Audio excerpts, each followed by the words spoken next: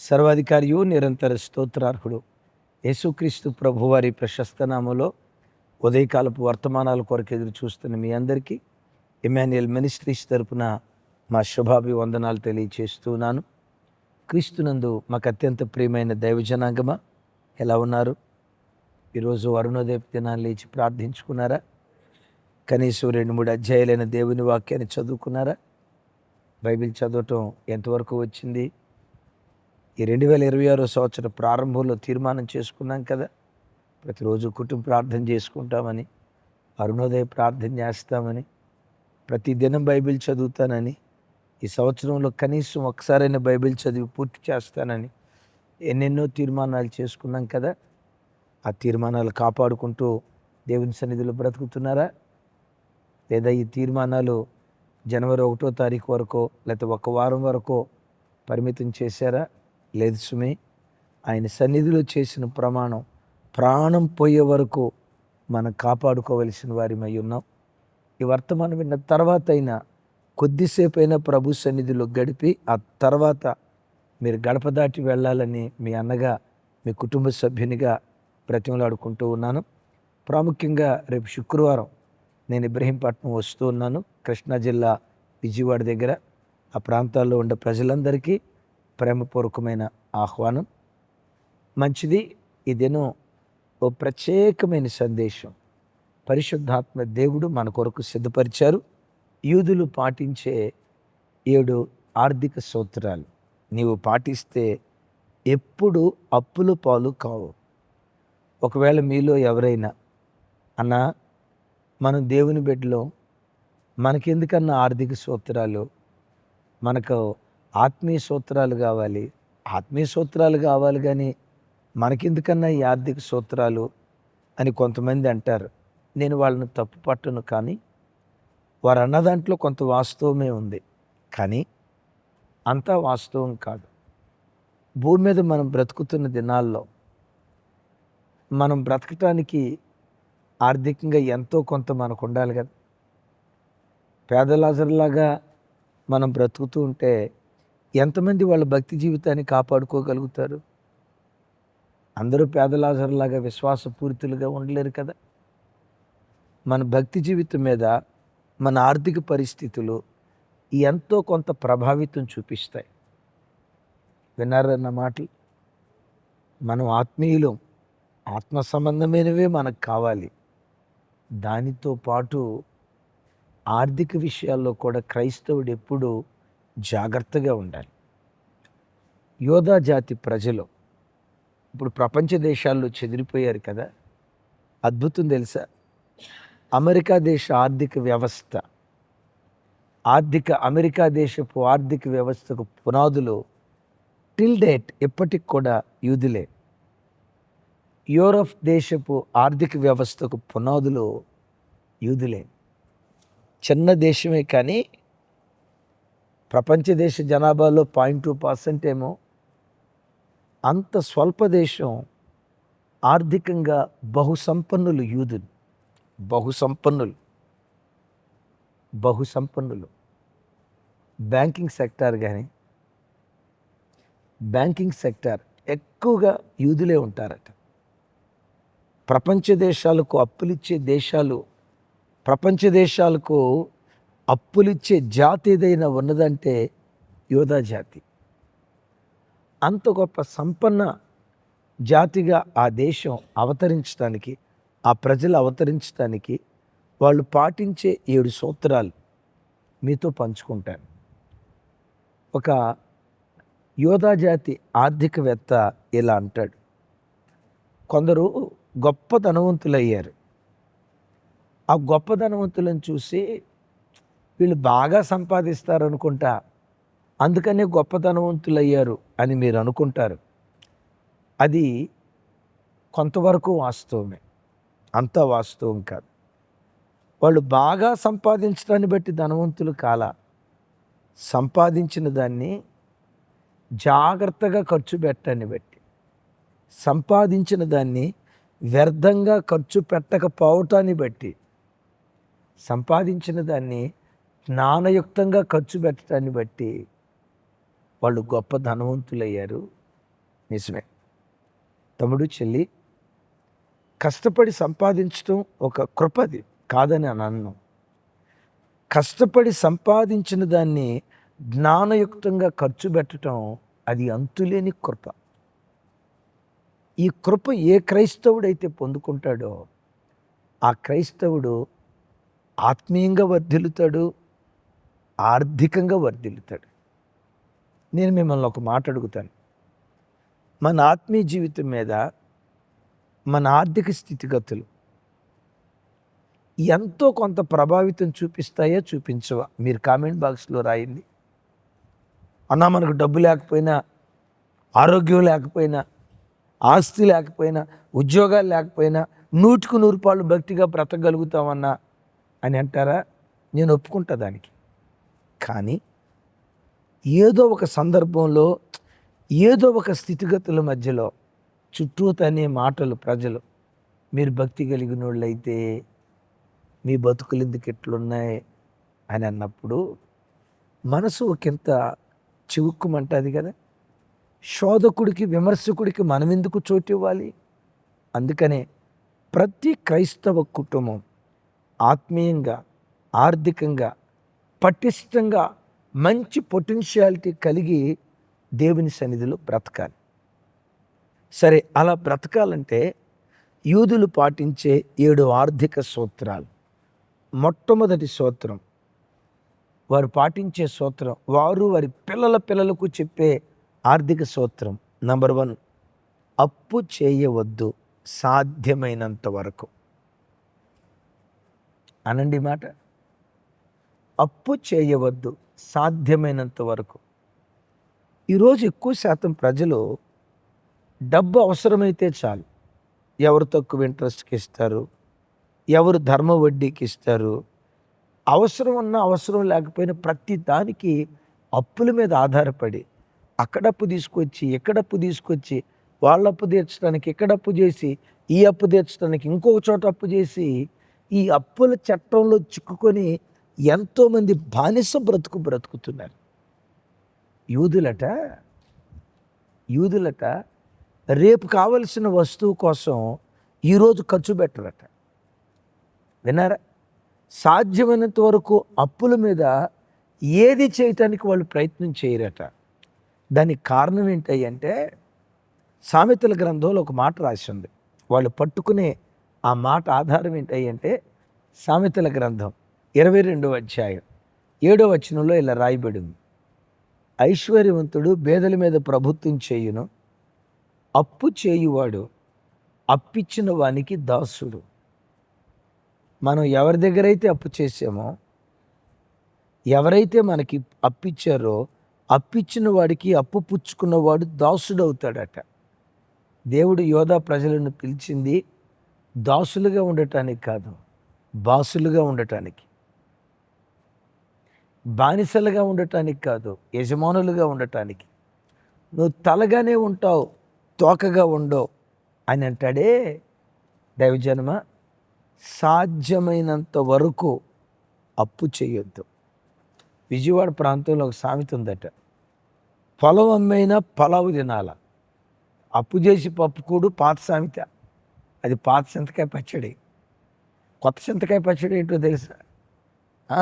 ఈ మధ్య ఇంకొక సామెత పుట్టుకొని వచ్చింది, పుస్తెల తాడైనా పులస చేప తినాలంట. పులస చేప తింటే ఎంత, తినకపోతే ఎంత, పలావ్ ఎంత, దాని బతుకెంత. అప్పు చేసి పప్పు కూడా ఎందుకు? విన్నారా? అప్పు పుచ్చుకున్నవాడు అప్పిచ్చిన వానికి దాసుడు. ఒక మర్మగర్భితమైన మాట చెప్తాను. ఒక వ్యక్తి అప్పు తీర్చకుండా చనిపోతే ఆ వ్యక్తికి పరలోక రాజ్యం ఉంటుందా అనేది ఒక ప్రశ్నార్థకం. ఒకవేళ మీరు అంటారా, మరి అట్లయితే రాజుల గ్రంథంలో ప్రవక్త అప్పులు చేసి చచ్చిపోయాడు కదా, ఆయన పరలోకానికి వెళ్ళలేదా? ప్రవక్త భార్య ఏం చేసింది? అప్పులు తీరటానికే ప్రవక్త దగ్గరికి వెళ్ళి బ్రతిమలాడుకొని అప్పులన్నీ తీర్చేసింది కదా. ఎందుకు అప్పులు తీర్చిందో తెలుసా? తన భర్త యొక్క ఆత్మ పరలోకానికి వెళ్లకుండా ఈ అప్పులు ఆటంకంగా ఉంటాయని తాను చేసిన మొట్టమొదటి ప్రయత్నం అది. తమ్ముడు, చెల్లి, సాధ్యమైనంత వరకు ఈ క్రెడిట్ కార్డులు ఉన్నాయని క్రెడిట్ కార్డులు గీకి, ఆ సోఫా సెట్ అప్పుతో తెచ్చి, ఈ ఫ్రిడ్జ్ అప్పుతో తెచ్చి, ఆ బెడ్ అప్పుతో తెచ్చి, అక్కడి నుంచి వడ్డీకి తీసుకొచ్చి, ఇక్కడి నుంచి వడ్డీకి తీసుకొచ్చి, దయచేసి మీ అన్నగా చెప్తున్నాను, సాధ్యమైనంత వరకు అప్పు చెయ్యవద్దు. ఇది యూదులు పాటించే మొట్టమొదటి సూత్రం. రెండవది అద్భుతమైనటువంటి సూత్రం. ఇది గుండెల్లో రాసుకొని, అభివృద్ధి కలుగు చేసే వాటిపైనే పెట్టుబడి పెట్టండి. విన్నారా? అభివృద్ధి కలుగు చేసే వాటిపైనే పెట్టుబడి పెట్టండి. ఓ 10 లక్షల రూపాయలు మిగిలాయి. కారు కొనుక్కున్న దానికంటే ఒక స్థలం కొనుక్కో, అద్భుతాలు సృష్టిస్తుంది. విన్నారు ఈ మాట? ప్రభు ఎదుట ఆనబెట్టి చెప్తున్నాను, ప్రభు ఎదుట ఆనబెట్టి చెప్తున్నాను. మన సంఘంలోనే జరిగిన ఒక అద్భుతమైన, ఆ ఒక్కటే కాదు, చాలా ఉన్నాయి. ఓ తమ్ముడు అప్పటికి మ్యారేజ్ కాల, చిన్న షాపు నడుపుకుంటున్నాడు. మేమే ప్రార్థన చేసి ఆ షాప్ ఓపెన్ చేశాం. దేవుడు ఆ షాపును ఆశీర్వదించాడు. ఆ రోజుల్లో 2003-04 ఆ ప్రాంతంలో ఒక 50,000 రూపాయలు ఆ బాబు దగ్గర మిగిలినాయి. నా దగ్గరకు వచ్చాడు, అన్నయ్య 50,000 రూపాయలు మిగిలినాయి అన్నయ్య, ఒక బండి కొనుక్కుందాం అనుకుంటున్నాను, నాకు చర్చికి రావడానికి ఇబ్బంది అవుతుంది, బండి కొనుక్కుంటానన్నా, అయినా మీ ఇష్టం, మీరు ఏది చెప్తే అది చేస్తాను అన్నాడు. నేను సావుకురాలు ఆ బాబుకి ఏం చెప్పామంటే, తమ్ముడు బండి కొనుక్కో, తప్పులేదు, కానీ ఇప్పుడొద్దు. ఈ 50,000 రూపాయలతో సూరారం సుందర్ నగర్ ప్రాంతంలో ఒక 100 గజాల స్థలం కొనుక్కో. ఓ 2-3 సంవత్సరాల తర్వాత అదే రేటు పెరిగిద్ది. ఆ తర్వాత నీ దగ్గర డబ్బులుంటే బండి కొనుక్కుందుకు అని. ఆ తమ్ముడు విధేయుడు, మారు మాట మాట్లాడకుండా ఆ 51,000 రూపాయలు పెట్టి స్థలం కొనుక్కున్నాడు. ఒక 3 సంవత్సరాలు అయింది. ఆ 50,000 రూపాయలే 2 లక్షలు అయింది. ఇంకో 2 సంవత్సరాలు కష్టపడ్డాడు. మొత్తానికి అది 8 లక్షలకు పోయి, ఆ 8 లక్షల రూపాయలు పెట్టి తాను ఎక్కడైతే షాప్ నడుపుకుంటున్నాడో అక్కడ స్థలం కొనుక్కున్నాడు. అద్భుతం తెలుసా? ఈరోజు అదే స్థలం ఇంచుమించు 70-80 లక్షలు ఖరీదైపోయింది. మిమ్మల్ని అడుగుతా, ఈ 70-80 లక్షల రూపాయలు ఖరీదైన స్థలం ఎక్కడి నుంచి పుట్టుకొచ్చింది? 50,000 రూపాయలు పెట్టి. 50,000 రూపాయలు ఈరోజు 70 లక్షలైంది. డబ్బు, దేవుడు మనకిచ్చిన డబ్బుని పెట్టుబడిగా పెట్టాలి. ఈరోజు రూపాయి పెడితే రేపు 10 రూపాయలు వస్తాయి అన్నట్లుగా అభివృద్ధి కలుగు చేసే వాటికి పెట్టుబడి పెట్టాలి. కానీ నేను బండి కొంటా, కారు కొనటం తప్పు కాదు, బండి కొనటం తప్పు కాదు. ఆ సామర్థ్యం ఉంటే అప్పుడు కొనాలి. ఇప్పుడు ఒకవేళ ఆ తమ్ముడే గనక 50,000 రూపాయలు పెట్టి 2 వీలర్ కొన్నాడు అనుకో, ఈ ప్రాపర్టీ వచ్చేదా? డబ్బు సంపాదించడం ఒక కృప అయితే, సంపాదించిన దాన్ని జ్ఞానయుక్తంగా ఖర్చు పెట్టడం ఇది అంతులేని కృప. అందుకనే యూదులు సంపాదించే ప్రతి రూపాయి విలాసవంతమైన ఇల్లు కట్టుకోవటానికో, ఖరీదైన కార్లు కొనుక్కోవటానికో సాధ్యమైనంత వరకు వాడరట. డబ్బుతో సంపాదించడానికి పెట్టుబడిగా అభివృద్ధి పదం వైపు తీసుకుని వెళ్ళే వాటిలో పెట్టుబడి పెడతారట. ఆ పెట్టుబడే వాళ్ళని అంతకంతకు ఆశీర్వదించడం ప్రారంభించింది. అందుకని ఒక మాట ఉంది, ఎప్రిషియేషన్, డిప్రిషియేషన్. విన్నారా? భూమి కొన్నావు, ఖరీదు పెరిగిద్ది. ఈరోజు 1,00,000 పెట్టి కొన్నావు, ఇంకో 2-3 సంవత్సరాల తర్వాత 5 లక్షలు అయింది. ఈరోజు 5 లక్షలు పెట్టి కొన్నావు, రేపు అదే 25 లక్షలు అయింది. 25 లక్షలు పెట్టి కారు కొన్నావు, 5 సంవత్సరాల తర్వాత అమ్మితే 5 లక్షలు వస్తాయి. దీన్ని డిప్రిషియేషన్ అంటారు. విన్నారా? అందుకని యూదులు ఎక్కువగా చదువుకి, శాస్త్రానికి, టెక్నాలజీకి ఎంతైనా పెట్టుబడి పెడతారట. పిల్లల చదువుకు ఎంతైనా పెట్టుబడి పెడతారట. అందుకనే అభివృద్ధి కలుగు చేసే వాటికే వాళ్ళు పెట్టుబడి పెడతారు. మూడవది, అలసత్వం అభివృద్ధికి ప్రధాన ఆటంకం అని యూదులు బలంగా నమ్ముతారట. వినారు ఈ మాట? అలసత్వం అభివృద్ధికి ఆటంకం అని యూదులు బలంగా నమ్ముతారు. నిజమే, పౌలు వారు కూడా యూదుడే కదా. అదే బెన్యామీను గోత్రం అంటే యూదుడే కదా. దెసలోనియ సంఘానికి ఉత్తరం రాస్తూ ఇలా అంటాడు, మీలో ఎవడైనా పని చేయకుండా భోజనం చేయకూడదు. ఎవడైనాను పని చేయనొల్లని యెడల వాడు భోజనం చేయకూడదని మీకు ఆజ్ఞాపించి తిని కదా. విన్నారా? అంటే ఎవరు పని చేయాలి? పనిలో అలసత్వంగా ఉండేవాడు, సోమరిపోతుడు భోజనం చేయకూడదు. విన్నారా? పని చేయకుండా మీలో ఎవడు భోజనం చేయకూడదు. ఈరోజు భోజనం చేయాలంటే 5 ఏళ్ళు నోట్లోకి వెళ్ళాలంటే ఆ రోజు పని చేసిన వాడే అయి ఉండాలి. పని పాట లేకుండా ఖాళీగా ఉండేవాడు భోజనం చేయకూడదు. ఎందుకు? అలసత్వం ఒక వ్యక్తి అభివృద్ధికి ఆటంకంగా ఉంటుంది. తమ్ముడు, చెల్లి, నిజమే, మన కుటుంబాల్లో ఎన్నో కుటుంబాలు ఆర్థిక దారిద్ర్యతను అనుభవించడానికి కారణం ఏంటంటే ఒక్కడి కష్టం మీద 5-6 బ్రతుకుతారు. ఒక్క తండ్రి కష్టం మీద భార్య, 2 కొడుకులు, 2 కూతుర్లు, మొత్తం 6. ఈ 6 ఆ ఒక్కడి కష్టం మీద బ్రతుకుతారు. కొడుకు 25 సంవత్సరాల వయసు వచ్చిన, నేను ఈ మాట అంటున్నందుకు నన్ను క్షమించండి, వాడు ఇంతెత్తు ఈ ఆకారం పెట్టుకొని 30 సంవత్సరాల వయసు వచ్చినా కూడా నా దగ్గరికి వచ్చి అంటాడు, పెట్రోల్కి డబ్బులే, బండి కొనిపెట్టో, నాకు బట్టలకు డబ్బులే, ఆ కారు కొనిపెట్టు. ఒరే 30 సంవత్సరాల వయసు వచ్చిందిరా, నువ్వే సంపాదించుకోవచ్చు కదరా అంటే, కన్నందుకు సామెత ఏమైనా నారు పోసినోడు నీరు పోయాలని లేదా? కన్నందుకు నువ్వు నా అవసరాలు తీర్చాలి కదా. ఆ మధ్య ఒకడు అన్నాడట, అసలు నన్ను అడగకుండా నన్ను ఎందుకు కన్నావు అన్నాడట. పుణ్యాత్ముడు. మరి విన్నారా? పుణ్యాత్ముడు. మీకు ఒక మాట చెప్తాను. కొబ్బరి చెట్టు, మామిడి చెట్టు, మర్రి చెట్టు, ఈ 3 చెట్లలో పెద్దదేది? మర్రి చెట్టు. ఎందుకు మర్రి చెట్టు పెద్దదైద్దో తెలుసా? కొబ్బరి చెట్టు ఉంది, ఆ మొలిచిన చోటే ఎదిగిద్ది, అంతే, విస్తరించదు. మామిడి చెట్టు ఉంది, కొంతవరకు విస్తరిస్తుంది. మర్రి చెట్టు ఉంది, విత్తనం వేస్తే కొన్ని ఎకరాల్లో విస్తరిస్తుంది ఆ చెట్టు. మహబూబ్ నగర్ దగ్గర విత్తబడిన మర్రి విత్తనం 4 ఎకరాలు విస్తరించింది. ఎందుకో చెప్పంటారా? ఒక మర్రి చెట్టుకి తల్లి వేరు ఉంటుంది, పిల్లల వేరు ఉంటాయి, పిల్ల వేరు ఉంటుంది, ఓడలు ఉంటాయి, ఓటలు. తల్లి వేరులో నుంచి సరఫరా, పిల్ల వేర్లు అంతే బలంగా ఉంటాయి, తల్లి వేరుకు ధీటుగా ఓడలు కూడా బలంగా ఉంటాయి. 3 సోర్సెస్ నుంచి ఆ చెట్టుకు సప్లై జరుగుతుంది. కొబ్బరి చెట్టు ఎందుకు విస్తరించదో తెలుసా? దాని వేర్లు పిల్ల వేర్లు, తల్లి వేరు దానికి ఉండదు.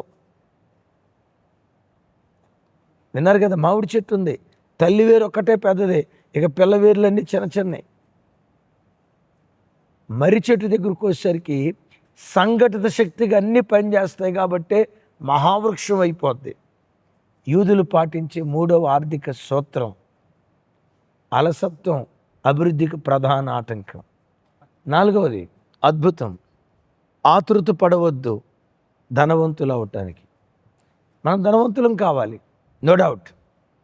మనం ఆర్థికంగా అంటే కోటీశ్వరులం కావాలనేది కాదు నా అభిప్రాయం. ఒకటి దగ్గరికి వెళ్ళి మనకు ఆ పరిస్థితి రాకూడదు. ఆ పరిస్థితి రాకుండా ఉండాలంటే ఆర్థికంగా మనం పటిష్టంగా దేవుని సన్నిధిలో బ్రతికేటువంటి వారిగా ఉండాలి. అలా బ్రతకాలంటే వింటున్నారా? అలా బ్రతకాలనే పరంపరలో నేను ధనవంతుడిని అయిపోవాలని ఆతృత పడొద్దు.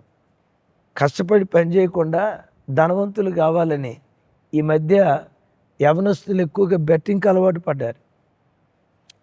ఈ మధ్య ఆన్లైన్ గేమింగ్కి అలవాటు పడ్డారు, ట్రేడింగ్కి అలవాటు పడ్డారు. అవేవో కాయిన్స్ కొంటే పాయింట్స్ వస్తాయట. రకరకాల వక్ర మార్గాల్లో గుండా డబ్బు సంపాదించాలని ప్రయత్నం చేస్తారు. ఇంకా దుర్మార్గం, చదువుకున్న వ్యక్తులు కూడా గుప్త నిధులు దొరుకుతాయట అని 10 మంది కూలోళ్ళను పెట్టుకొని పగలు రాత్రి ఏరమని చెప్పి అడవులోకి పంపిస్తూ ఉన్నారు. ఇంకే పని లేదు, ఆ 10 మందికి జీతాలు ఇయ్యా, పోషించా. ఏమైనా కనపడిందా? అడు అడవిలోకి వెళ్ళిన తర్వాత ఏడుతున్నాడు, చెట్టు కింద నిద్రపోతున్నాడు, అసలు వెళ్తున్నాడో లేదో ఏం తెలుస్తుంది? ఎందుకయ్యా వీళ్ళు ఇట్లా చేస్తున్నారంటే మేము ధనవంతులం కావాలి. తమ్ముడు, చెల్లి, తగిన కాలమందు దేవుడు తప్పకుండా నిన్ను దీవిస్తాడు. కానీ ధనవంతుడు అవటానికి నువ్వు ఆతృతపడి తప్పుడు మార్గాల్లోకి నువ్వు వెళ్ళొద్దు.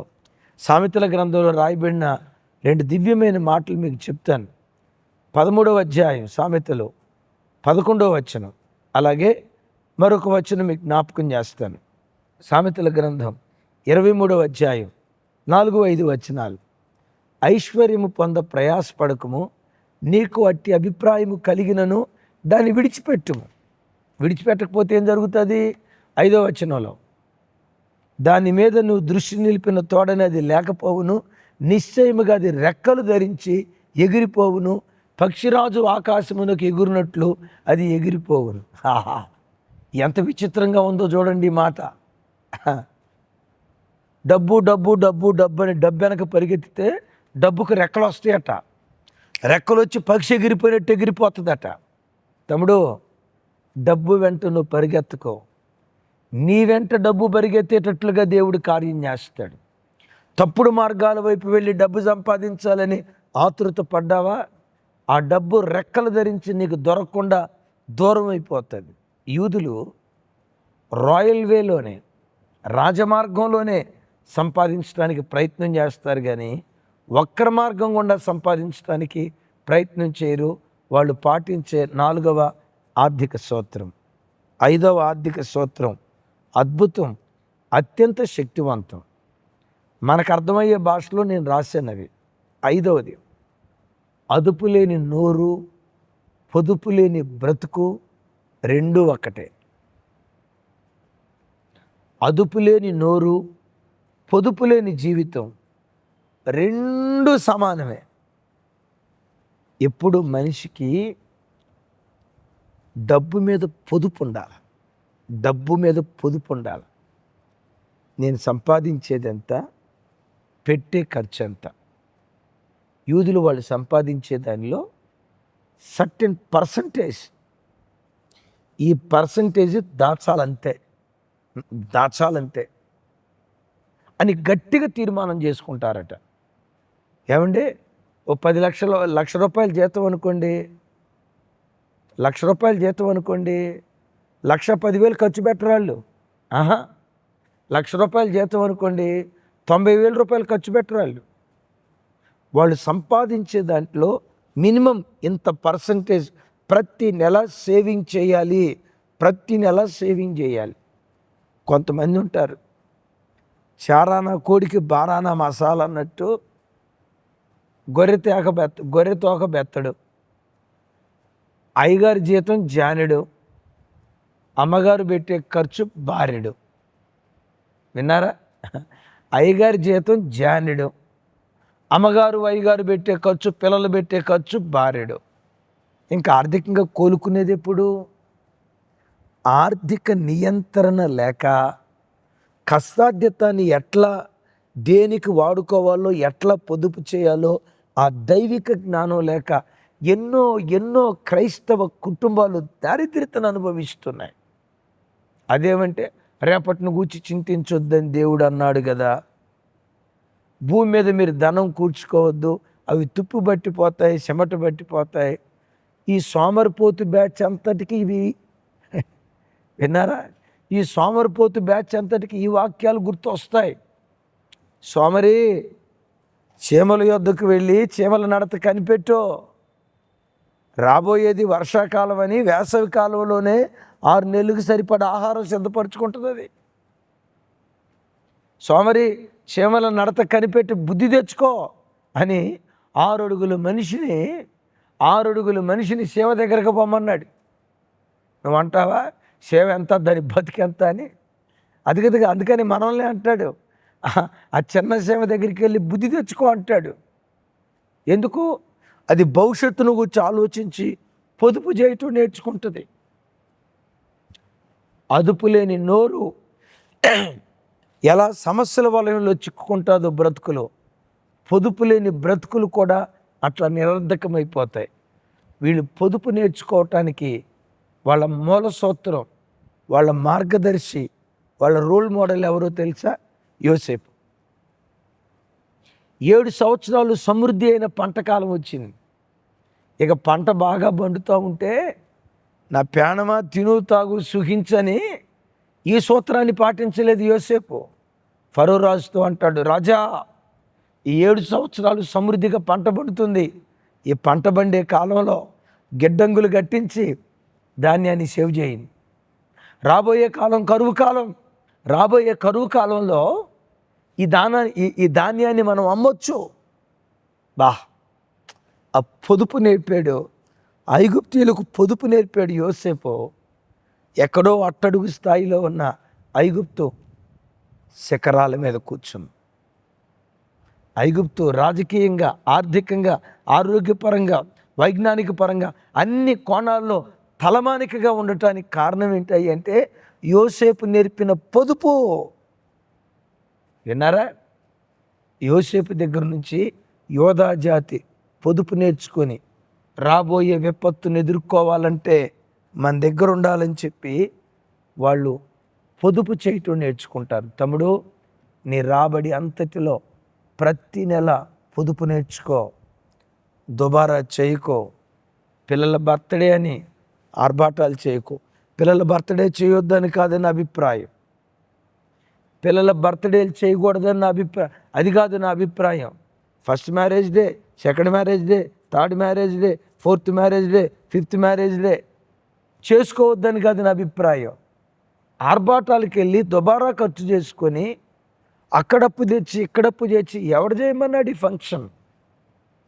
అవసరమా ఇవన్నీ? కేక్ కట్ చేయకపోతే ఏమన్నా ఇబ్బందా? కేక్ కట్ చేయకపోతే ఏమన్నా ఇబ్బందా? ఒక మాట కేక్ కట్ చేయి. అసలు మీకు ఒక మాట చెప్పంటారా? బైబిల్లో బర్త్డేలు జరుపుకుంది ఇద్దరు, నాకు తెలిసి బైబిల్లో. ఈ మాట నా మీద మీరు కోపం తెచ్చుకుంటారు. నేనే ఏమనుకోకండి, మీ అన్నగా చెప్తున్నా. బైబిల్లో బర్త్డేలు చేసుకుంది ఇద్దరు. ఒకటి ఫరో, ఇంకొకడు హేరోదు. ఇద్దరు అన్యులే. ఫరో గడి బర్త్డే రోజు ఒకడు ఊరే చంపబడ్డాడు. హేరోదు గడి బర్త్డే రోజు బాప్తిస్మ ఇచ్చి యోహాను శిరచ్ఛేదనం చేయబడ్డాడు. అంటే బైబిల్లో బర్త్డేలు చేసుకునేది ఎవరు? అన్యులా ధన్యులా? అన్యులేగా. వాళ్ళ బర్త్డే రోజు మారణ హోమం జరిగింది. చాలామంది బర్త్డేలో కుటుంబాలు ఆర్థికంగా మరణం అవటానికి కారణమవుతున్నాయి. ఆర్భాటాలకు పోకో, ఎప్పుడు ఆర్భాటాలకు పోకో. నీ స్థాయికి మించిన ఖర్చులు పెట్టి దుబారా చేసి దయతో అప్పుల పాలు కావద్దని నా చేతులు జోడించి దండం పెట్టి చెప్తున్నా. ప్రతి నెల 10%, 20% నిర్దాక్షిణంగా సేవింగ్కి పంపించాయి. నిర్దాక్షిణంగా ఇంత శాతం పిల్లల కొరకు పొదుపు చేయాలి, దాచిపెట్టేశాయి. మిగతా దాంట్లో ఒబ్బిడిగా బ్రతకటం నేర్చుకో. 6వది, యూదులు ఆర్థికంగా అంత బలపడటానికి కారణం ఏంటంటే అండదండలుగా నిలుస్తారు. ఎవరికి? దైవ సేవకులకు, ఆ ప్రాంతాల్లో ఉండే పేదలకు, దరిద్రులకు. తమ్ముడు, చెల్లి, నేను ఎప్పుడూ చెప్తా కదా, నీ రాబడిని విరవటం నేర్చుకో. దేవునిది దేవునికి, పేదలది పేదలకి. విన్నారా? దేవునిది దేవునికి, పేదలకి విరవటం నేర్చుకో. ఆ 5 రొట్టెలను విరిచినప్పుడు 25,000 మంది, 5,000 మంది పురుషులు తృప్తిగా తినగా ఇంకా 12 గంపలు మిగిలాయి అని రాస్తుందే. నీ కష్టార్జితంలో దేవుని భాగాన్ని దేవునికి విరువు. ఆకాశ వాకిళ్ళు విప్పి పట్టజాలని దీవెన కుమ్మరిస్తానంటాడు. ఎప్పుడు దేవుని సొమ్ము దొంగిలించుకో. 2వది, బేదలను కనికరించువాడు యెహోవాకు అప్పిచ్చువాడు అని రాస్తుంది. పేదలను కనికరించువాడు యెహోవాకు అప్పిచ్చువాడు, వాని ఉపకారమునకు ఆయన ప్రత్యుపకారము చేయును. నీకు తెలుసా, ఒక పేదవాడికి నువ్వు అప్పిస్తే, ఒక పేదవాడి ఆకలి తీరిస్తే యెహోవా నీకు రుణపడి ఉంటాడు. యెహోవాకు నువ్వు అప్పిచ్చినట్టు లెక్క. ఒక పేదోడికి 10 రూపాయలు ఇచ్చావంటే పేదోడికి కాదు ఇచ్చింది, దేవునికి ఇచ్చినట్టు. దేవునికి అప్పిచ్చేవాళ్ళుగా మనం మారటమా బాబోయ్? అవును, దేవునికి అప్పిచ్చేవాళ్ళుగా ఎప్పుడు మారతామో తెలుసా? ఒక పేద బిడ్డను కనికరించినప్పుడు. మీకు తెలుసా, మన ఇమ్మాన్యుయల్ మినిస్ట్రీస్ ఎంతోమంది పేద బిడ్డలకు కంటికి కనబడకుండా, ఎవరికి చెప్పుకోకుండా, కుడి చేత్తో చేసింది ఎడం చేతికి తెలియకూడదని ప్రభు చెప్పినట్లుగా ఎంతోమంది పేద బిడ్డలకు మా పేద స్థితిలో సహాయం చేశాం. అప్పిచ్చింది పేదోడికి ఏమో, కానీ వాక్యం ఏమంటుంది? యెహోవాకు అప్పిచ్చినట్టు లెక్క. దేవునికి అప్పిస్తే దేవుడు తిరిగి ఇచ్చేటప్పుడు, నీ అప్పు తీర్చేటప్పుడు నువ్వు ఇచ్చిందే ఇస్తాడా బాబోయ్? వడ్డీ, చక్రవడ్డీ, బారు వడ్డీ, భూచక్ర వడ్డీ అంటారు కదా, అన్నీ కలిపి ఇవ్వటం ప్రారంభిస్తాడు. మీకు మాట చెప్తాను. ఒకసారి ఓ ప్రాంతంలో మేము మీటింగ్ పెట్టే 3 రోజులు ఓ పేద సేవకుడు, అనయ్య మా ఇంట్లో మీకు భోజనం పెట్టాలనుకుంటున్నాం అన్నయ్య, మీరే కాదన్నయ్య, మీతో పాటు నక్కోళ్ళు, అన్నోళ్ళు, సేవకులు అందరూ మా ఇంటికి రండి అన్నయ్య, ఒక్కరోజు మా ఇంట్లో చేయగడగండి అన్నయ్య అన్నాడు. సరే, ఇంత ఆశతో అడిగాడు కదా తమ్ముడు అని చెప్పి మేము ఆ ఇంటికి వెళ్ళాం. సరే, సేవకుడే కదా, కొంచెం పర్వాలేదు, బాగానే ఉంటాయిలే అని వెళ్తే ఆ తమ్ముడు ఉండేది అద్దిల్లు, వాష్రూమ్ సరిగ్గా లేదు, ఉండే ఇల్లు చాలా చిన్న ఇల్లు, 2 చిన్న గదుల్లో ఆ బిడ్డ కాపురం చేస్తున్నాడు. ఆ గోడలు ఉన్నాయి చూసారా, వర్షానికి తడిచి ఓ రకంగా ముక్కిడి వాసనేం కాదు, కానీ అంత పేద స్థితిలో.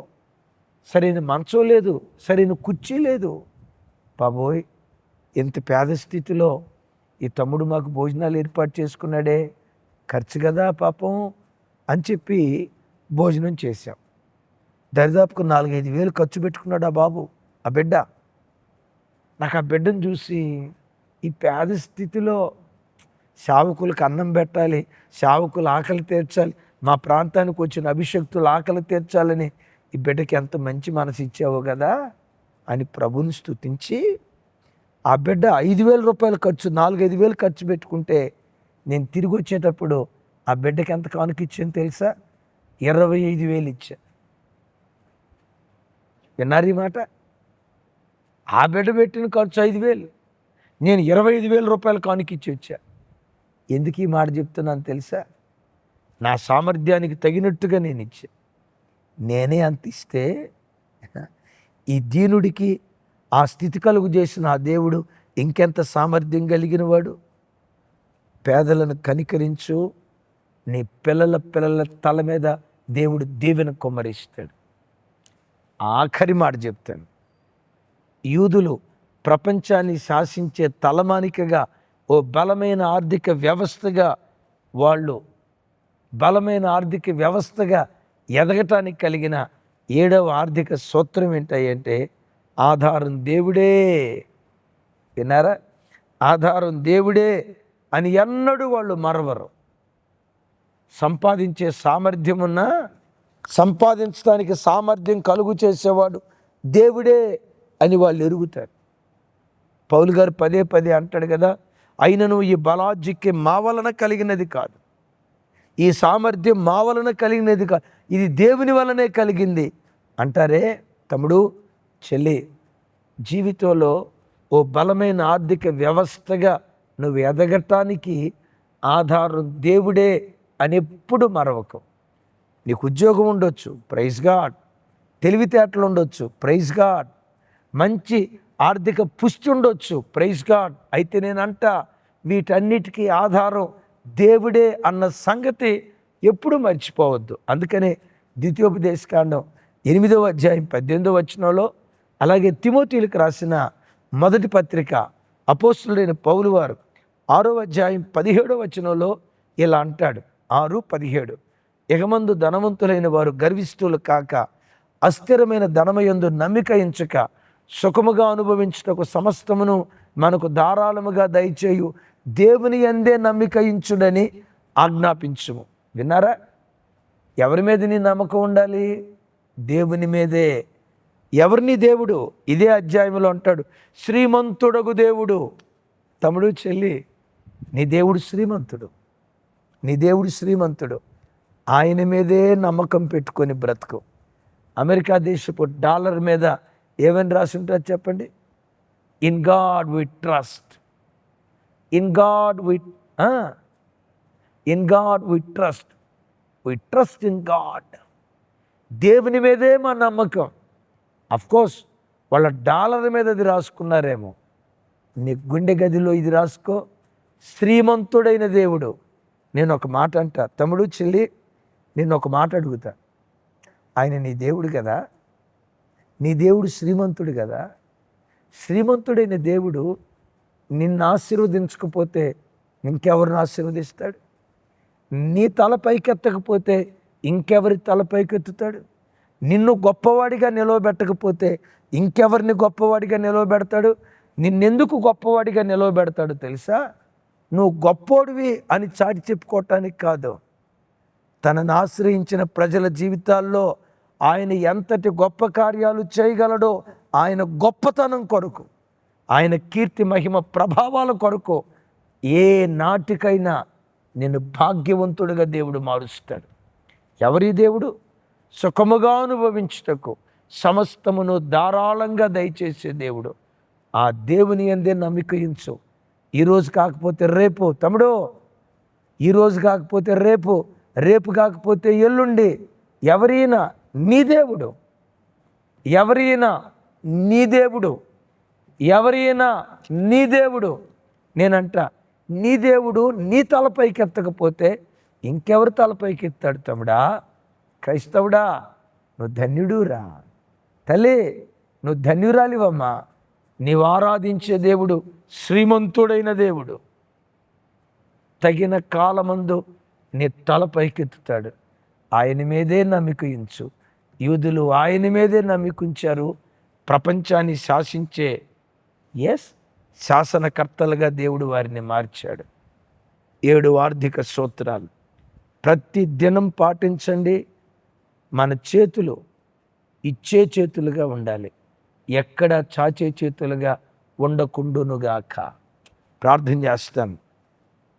అందరూ ప్రార్థనలో ఏకీభవించండి. మీకున్న రుణ బాధల కొరకు ప్రార్థిస్తాను. తండ్రి, మాతో మీరు మాట్లాడిన శ్రేష్టమైన మీ మాటల కొరకు స్తోత్రాలు. ఈ వాక్యం విన్న ఒక్కొక్క బిడ్డను జ్ఞాపకం చేసుకో. మా చేతులు ఇచ్చే చేతులుగా ఉండాలి, చాచే చేతులుగా ఉండకూడదు. ఎవరు రుణ బంధకాల మధ్యలో ఉన్నారో యేసు నామం పేరిట వారి రుణ బంధకాలు తొలగిపోవునుగాక. వారి చేతులు ఇచ్చే చేతులుగా మీరు చేయుదురుగాక. నిశ్చయంగా మీరు శ్రీమంతులయ్యా. నీ పిల్లలైన మేము, నీ పేరు పెట్టబడిన నీ పిల్లలు ఎప్పటికైనా మీ అభిషేకం, మీ కృప మా ఒక్కొక్కరి మీద కుమ్మరించబడునుగాక. మేము గొప్పోళ్ళం అని చాటి చెప్పుకోవటానికి కాదయ్యా, మీరెంత గొప్పోళ్ళో చాటి చెప్పబడాలి. మేము శ్రీమంతులు అని చెప్పుకోవటానికి కాదయ్యా, మేము ఆరాధించే మీరు శ్రీమంతుడగు దేవుడు అని మా పితరులు మిమ్మల్ని గూర్చి కీర్తించారు. మీ నామ ఘనత కొరకై ప్రార్థనలో ఏకీభవిస్తున్న ఒక్కొక్క బిడ్డను జ్ఞాపకం చేసుకోండి. ఎవరెవరికి అప్పులు ఉన్నాయో ఆ రుణాలు తొలగిపోవునుగాక, ఆ అప్పులు తొలగిపోవునుగాక. వారి చేతులు ఇచ్చే చేతులుగా యేసు నామములో ప్రతిష్ఠించుదురుగాక. సమస్త ఘనత మహిమ ప్రభావాలు మీకే ఆరోపిస్తూ యేసు నామములో పొంది ఉన్నాను తండ్రి. తండ్రి అయిన దేవుని ప్రేమ, కుమారుడైన యేసుక్రీస్తు వారి దివ్యకృప, పరిశుద్ధాత్మ దేవుని సహవాసం మనకు సకల పరిశుద్ధులకు సదా తోడయుండి నడిపించునుగాక. Amen, amen, amen. Thank you. కృపా సమాధానాలు మనందరికీ తోడయుండునుగాక. ఈ వర్తమానం అనేకులు ఆర్థికంగా బలపడటానికి ఉపయోగపడుతుంది. మీరు విని అనేకులకు షేర్ చేయగలరని ప్రేమతో మనవి. Thank you.